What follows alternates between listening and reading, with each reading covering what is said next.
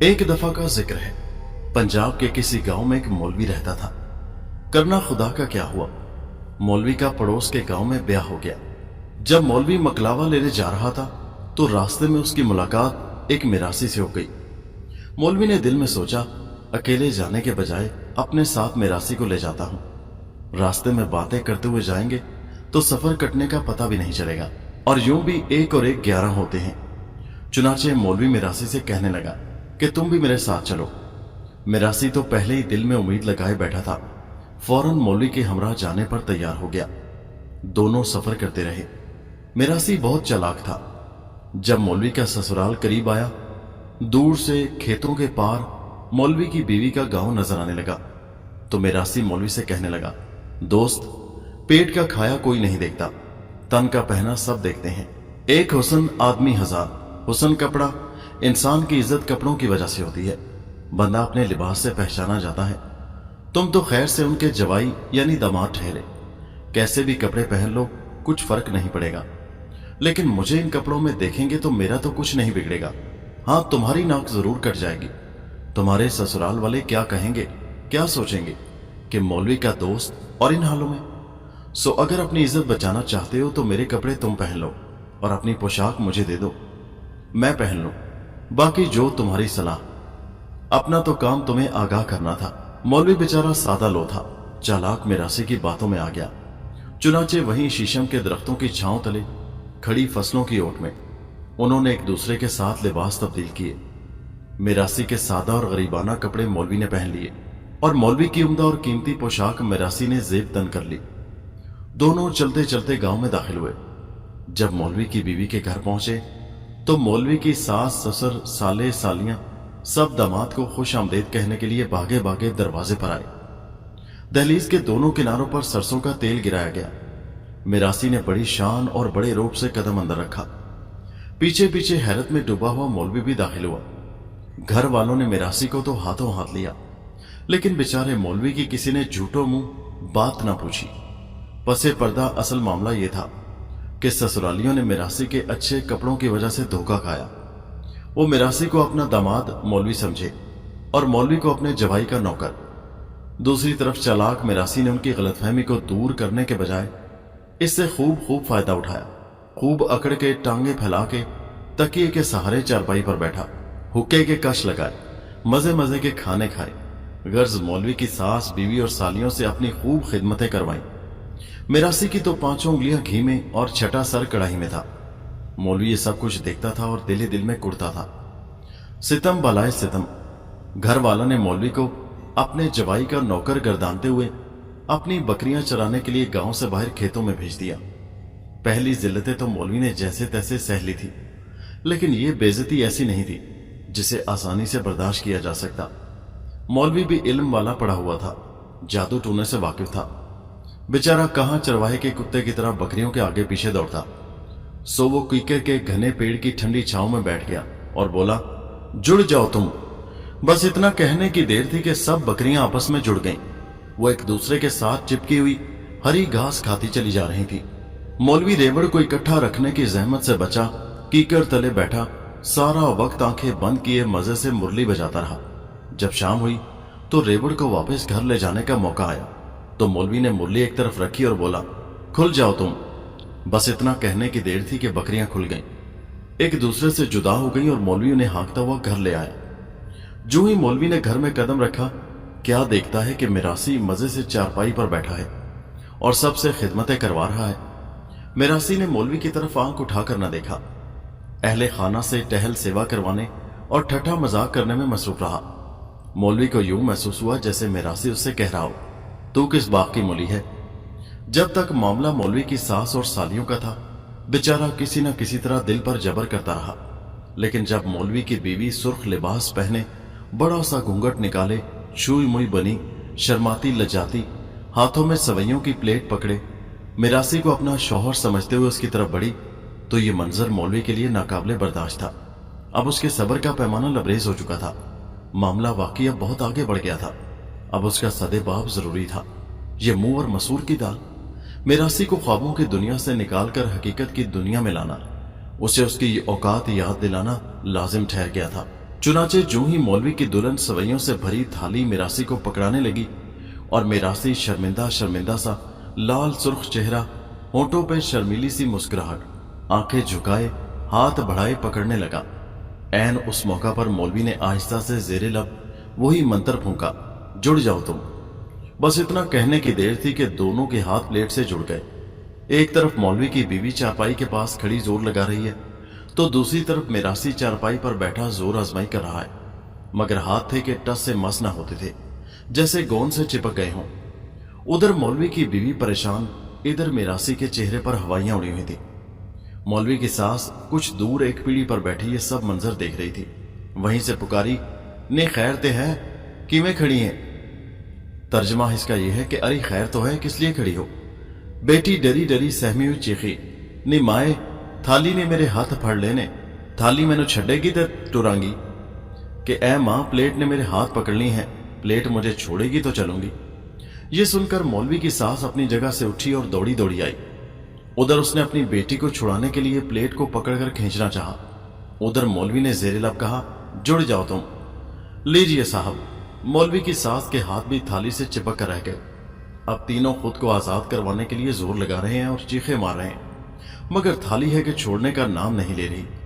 अपनी बीवी, बेटी और दामाद की पुकारें सुनकर मौलवी का ससुर भागा भागा आया। जैसे ही उसके हाथों ने प्लेट को छुआ, मौलवी ने फिर मुंह ही मुंह में कहा, जुड़ जाओ तुम।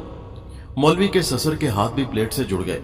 काफी देर तक वो चारों प्लेट से दंगल लड़ते रहे, चीखे मारते रहे, खुद को छुड़ाने के लिए जोर आजमाई करते रहे। मौलवी की सालियां डरी सहमी दूर खड़ी ये सारा मंजर देखती रहीं। उनमें से किसी को भी करीब आने और प्लेट को छूने की हिम्मत नहीं हो रही थी। मौलवी ने तंग करके खूब लुत्फानंदोज हो रहा था। उसने मिरासी से खूब बदला लिया था। आखिर जब कुछ पेश न गई तो मिरासी, मौलवी की बीवी, सास और ससुर चारों रोने लगे। मौलवी से यह नजारा न देखा गया। उसका दिल भर आया और उसने आहिस्ता से कहा, खुल जाओ तुम।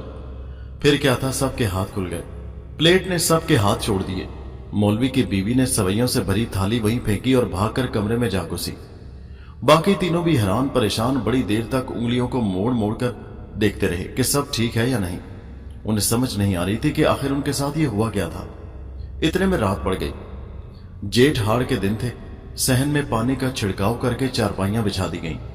मौलवी और मिरासी सोने के लिए लेटे। दिन भर मिरासी की खूब खिदमत हुई थी। उसने अपनी गुंजाइश से कहीं बढ़कर खाने खाए थे। अगरचे दिल ने कहा भी था कि खाना पराया है, पेट तो पराया नहीं, लेकिन ऐसे मौका पर दिल की कौन काफिर सुनता है। इसलिए जब आधी रात हुई, मिरासी को शदीद हाजत हुई। बेचारा उठ के बैठा। मौलवी के ससुर, सास, बीवी, साले सालियां सब अपनी अपनी चारपाइयों पर लेटे खराटे ले रहे थे। खुशकिस्मती से बगल में मौलवी की चारपाई बिछी थी।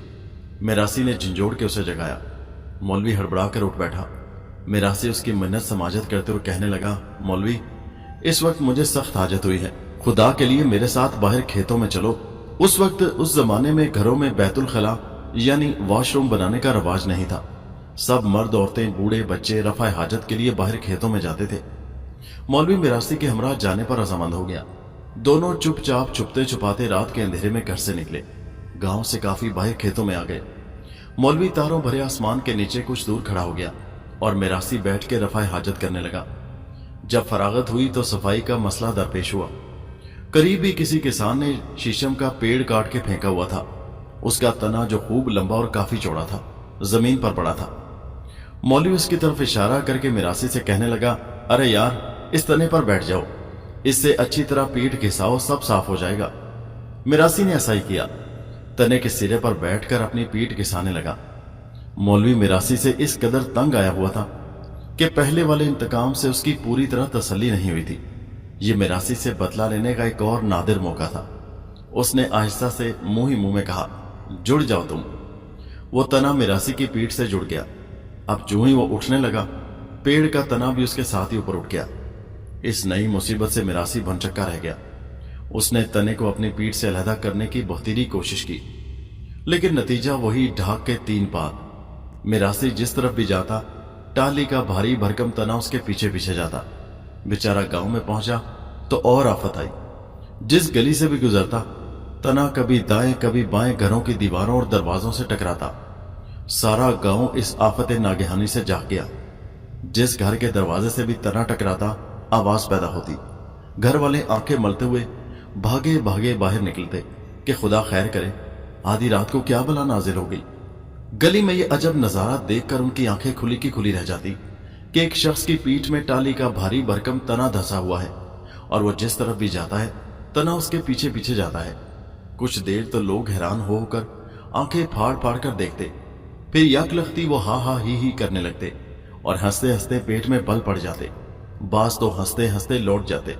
उधर मौलवी दिल ही दिल में खूब लुत्फानंदोज हो रहा था। मिरासी ने तो जो किया सो किया, मगर मौलवी ने भी उससे खूब इंतकाम लिया। सारे गांव के सामने उसकी खूब फजीहत हो रही थी, खूब रुसवाई हो रही थी। बड़ी बूढ़ियां दिल खोलकर कहकह लगा रही थी। जवान औरतें चादरों में लिपटी घरों की छतों पर खड़ी होठों में दुपट्टों के किनारे दबाए हंस रही थी और गलियों में मर्द और बच्चे कहकह लगाते, तालियां बजाते, आवाजें कसते मिरासी के पीछे पीछे चल रहे थे। हौले हौले चलता यह हजूम मिरासी के साथ साथ मौलवी के ससुराल के सामने आ पहुंचा। बाहर शोर सुनकर सब ससुरालिये हड़बड़ा के उठे और दरवाजे की तरफ भागे। वहां अजीब मंजर था। अपने जवाई की यह हालत देखकर बेचारे पानी पानी हो गए। सारे गांव के सामने उनकी तो नाक जैसे कट गई थी। मौलवी की बीवी तो किसी का सामना करने के काबिल न रही, बेचारी कमरे में बंद होकर रह गई। मिरासी की आंखें खोलने के लिए सजा कुछ ज्यादा ही थी। अब उसने रोते हुए सबके सामने इस रात से पर्दा उठाया कि मैं तो मिरासी हूं, तुम्हारा असली दामाद तो ये मौलवी है। फिर उसने गिड़गिड़ाकर मौलवी से अपने किए की माफी मांगी। इस पर मौलवी का दिल भी भर आया। उसने उसे माफ कर दिया और हौले से कहा, खुल तू। बस इतना कहने की देर थी कि दरख्त का तना मिरासी की पीठ से अलग हो गया। यूं कहीं जाकर मिरासी की जान की खलासी हुई। उसने सुख का सांस लिया। जान बची सो लाखों पाए। अब हकीकत खुल चुकी थी। मौलवी के ससुरालियों ने मौलवी को सर आंखों पर बिठा लिया। सास सालियां उसके नाज नखरे उठाने में लग गईं। ससुर और साले आगे पीछे फिरने लगे और बीवी घूंघट ओढ़े दरवाजे के पीछे से चोरी चोरी उसे देख रही थी। मौलवी चारपाई पे किसी साहूकार की तरफ बैठा मुस्कुरा मुस्कुरा के मिरासी की तरफ देख रहा था। मिरासी को कोई झूठा मुंह ना पूछ रहा था। अब मिरासी के साथ वही सलूक हो रहा था जैसा इससे पहले मौलवी के साथ हुआ था। जैसी करनी वैसी भरनी। लेकिन वो भी मिरासी था। शरारत उसकी घुट्टी में पड़ी हुई थी। कुछ देर तक तो दिल दिल में पेचोताप खाता रहा। फिर मौलवी से बदला लेने का पक्का इरादा करके पुरसुकून हो गया। चूंकि रिवाज है कि जब दामाद मकलावा लेने के लिए आता है तो आम तौर पर एक रात अपने ससुराल में जरूर गुजारता है। मौलवी एक रात गुजार चुका था, मगर वो रात उसने अपने ससुराल में दामाद की हैसियत से नहीं बल्कि नौकर बनकर बिताई थी। इसीलिए उसके ससुराल वालों ने उसे रोक लिया कि एक रात हमारे यहां और बसर करो ताकि हम अपने जवाई की खिदमत का हक अदा कर सकें, जी भर के दिल की हसरतें निकाल सकें। गर्ज सारा दिन मौलवी की आओ भगत होती रही। उसने ऐसे ऐसे रंग बिरंगे किस्म किस्म के खाने खाए और इतनी मिकदार में खाए कि जिंदगी में पहले कभी नहीं खाए थे। जब आधी रात हुई मौलवी की आंख खुल गई। उसे शदीद प्यास लगी हुई थी। पहलू में एक चारपाई पर मिरासी घोड़े बेचकर सो रहा था। मौलवी ने झंझोड़कर मिरासी को जगाया। मिरासी हड़बड़ाकर उठ बैठा। मौलवी ने उसे पानी लाने के लिए कहा। कुछ दूर सहन में कुएं के ठंडे मीठे पानी से भरा मिट्टी का घड़ा रखा था। पास ही पानी पीने के लिए मिट्टी का प्याला भी था। मिरासी मौलवी के लिए पानी लेने आया। ये मौलवी से अपनी बेइज्जती का बदला लेने का सुनहरी मौका था।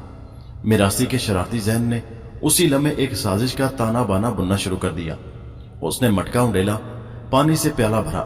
करीब ये साबुन की एक टिकिया पड़ी हुई थी। उसने साबुन अच्छी तरह पानी में घोल दिया और यही साबुन घुला पानी ले जाकर मौलवी को पिला दिया। इस तरह यके बाद दीगरे उसने साबुन घोल घोल के पानी के कई प्याले मौलवी को जा पिलाए। अंधेरे के बायस मौलवी को पता ही न चला कि वो जो पानी पी रहा है उसमें क्या मिला हुआ है। चुनाचे थोड़ी देर बाद उसके पेट में गड़बड़ होने लगी, मरोड़े उठने लगे। अब इतना वक्त नहीं था कि भागकर गांव से बाहर खेतों में जाकर रफा हजत की जाती। मौलवी ने मिरासी को मदद के लिए पुकारा। वो पहले ही तैयार बैठा था। जल्दी से डग भरता हुआ पानी के मटके की तरफ गिरा। घड़ा उंडेल के सारा पानी जमीन पर बहा दिया और खाली घड़ा उठा के मौलवी के पास आया और कहने लगा, मौलवी, इस वक्त तो यही एक तरकीब हो सकती है कि तुम ये खाली मटका जमीन पर रखो और इसके मुंह पर बैठ जाओ और रफा हजत करते जाओ। मरता क्या ना करता। अब सोचने का वक्त किस काफिर के पास था। मौलवी ने आओ देखा ना ताओ झट से घड़े पर सवार हो गया। पेट छूट रहा था और दस्त पर दस्त आ रहे थे। जरा सी देर में घड़ा भर गया। मौलवी फारिग हो चुका था। वो मिरासी से पूछने लगा कि इस मटके का अब क्या करूं। अब मिरासी के जहन में तैयार होने वाली साजिश के अगले मरहले को अमली जामा पहनाने का वक्त था।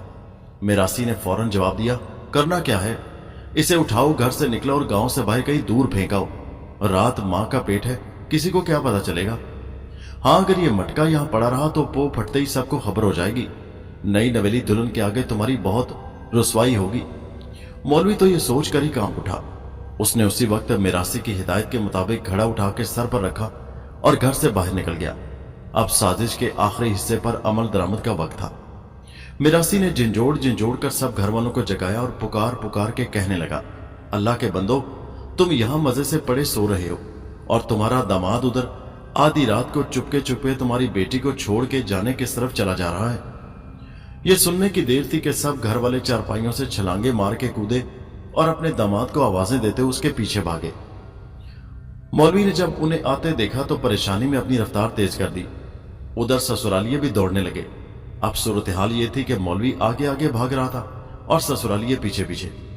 चूंकि मौलवी ने सर पर भारी मटका उठा रखा था, इसलिए उसकी रफ्तार उनकी निस्बत कम थी। चुनाचे जल्दी उन्होंने उसे जा लिया। जैसे ही उन्होंने उसे पकड़ के खींचा, घड़ा मौलवी के सर से नीचे आ रहा, जमीन पर गिरा, एक धमाका हुआ और छींटें उड़ी और सब लोगों के कपड़े गलाजत से भर गए। खुदा खुदा करके सुबह हुई। मौलवी के ससुराल वालों ने दामाद और बेटी को रुखसत किया, लेकिन उस वक्त भी उन सब पर हैरत आ रही थी। उन्हें समझ नहीं आ रही थी कि गुज़श्ता रात वाला क्या वाकया था। वो जितना गौर करते उतना ही उलझ कर रह जाते थे, मगर मौलवी की समझ में सब आ रहा था। चुनाचे जैसे ही वो तीनों, मौलवी की बीवी और मिरासी गांव से बाहर निकले, मौलवी ने हाथ जोड़ के मिरासी से माफी मांगी और कहा, खुदा के लिए मेरा पीछा छोड़ दो, तुम अपनी राह लो और मैं अपनी। मुझसे सख्त गलती हो गई जो तुम्हें अपने साथ ले आया। मेरे बाप दादा की तौबा, अगर जिंदगी में फिर ऐसा करूं, मैं तो सारे दुल्हों को वसीयत करके मरूंगा कि मकलावा लेने अकेले ही आना, कभी किसी को साथ ना लाना, खास तौर पर किसी मिरासी को तो हरगिज नहीं। इतना कहकर मौलवी अपनी नई नवेली दुल्हन को लिए अपने रास्ते पर रवाना हो गया और मिरासी हंसता मुस्कुराता अपनी राह पर चल पड़ा।